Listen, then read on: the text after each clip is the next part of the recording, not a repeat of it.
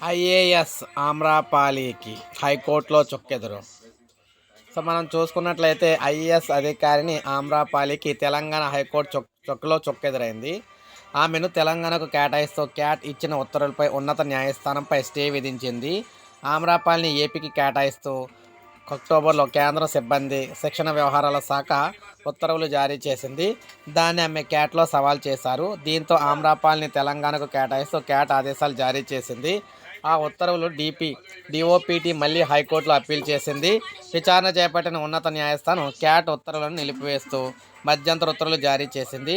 దీనిపై కౌంటర్ దాఖలు చేయాలని ఆమ్రపాలి తరపు న్యాయవాదికి ఆదేశించింది.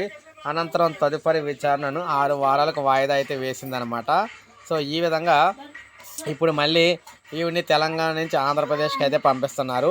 ఆంధ్రప్రదేశ్లో ఆమ్రపాలికి మరి ఏ బాధ్యతలు అప్పగిస్తారు ఏంటి అనేది అయితే చూడాలి. అయితే తెలంగాణలో ఉండాలని ఈవిడైతే కోరుకుంటూ ఉన్నారన్నమాట.